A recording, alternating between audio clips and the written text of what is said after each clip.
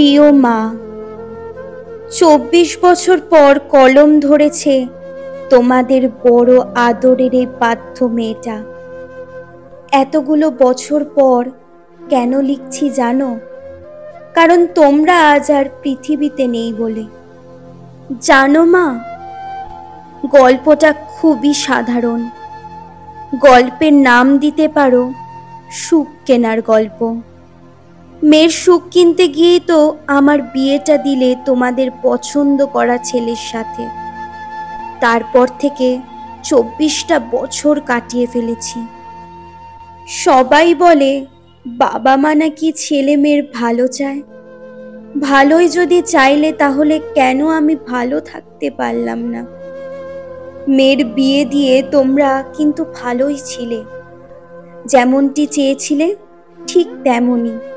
পয়সাওয়ালা, সৎ, চরিত্রবান একটা ছেলে, একদম তোমাদের মনের মতো। বিয়েটা হলো আমার, অথচ আমার মতে নয়। জানো মা, আমি এই ২৪ বছর ধরে সংসেজে আছি এই সংসারে। তোমাদের কথা রেখেছি, তোমাদের সম্মান বজায় রাখতে পেরেছি, তাই তো দারুণভাবে অভিনয় করেও যাচ্ছি। অভিনয় করে যাচ্ছি তোমাদের সৎ চরিত্রবান জামাইয়ের সাথে। একটুও বুঝতে দিইনি, তোমরাও তো বুঝতে পারোনি। ছোটবেলার কথা খুব মনে পড়ে মা।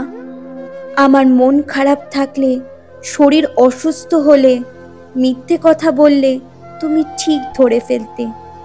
তুমি বলতে, মায়েদের কাছে মিথ্যে বলা যায় না, মায়ের মন সব বুঝতে পারে। ভেবেছিলাম তুমি অন্তত বুঝবে।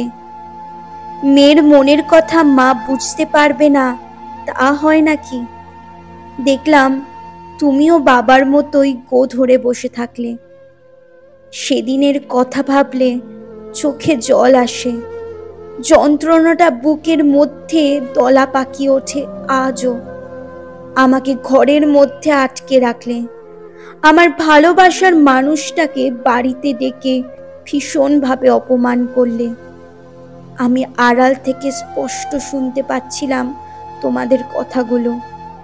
তুমি ওকে বলছিলে ও তোমাকে ভালোবাসে না, ওর সাথে কোনো রকম যোগাযোগ রেখো না। আমার মেয়ের বিয়ে ঠিক হয়ে গেছে, ওকে যদি সত্যিই ভালোবাসো তাহলে ওর জীবন থেকে সরে গিয়ে প্রমাণ করে দিও তুমি সত্যিই ওকে ভালোবাসো। আমি শুনেও সেদিন কিছু করতে পারিনি।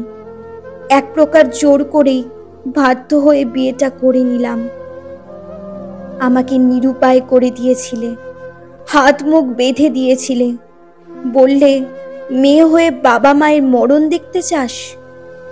আমার বুকে পাথর চাপিয়ে দিলে। আমি আমার ভালোবাসার মানুষকে বিয়ে করলে তোমরা সুইসাইড করে নেবে। যতদিন বাঁচবো ততদিন ওই দোষের ভাগীদার হয়ে আমাকে নাকি বাঁচতে হবে। জানো মা, আমাকে সবাই বলে ভাগ্যবতী। তোমাদের মতো বাবা মা পেয়েছি, অমন একটা সংসার পেয়েছি, ভালো মানুষ বর পেয়েছি। আমার আর কি চাই? ছোটবেলায় তোমাদের থেকে যা চেয়েছি তাই দিয়েছ, কোনো আবদার না করনি। যখন ভালোবাসার মানুষটার কথা বললাম, বললে তোর অন্যায় আবদার তোর বাবা মেনে নেবে না।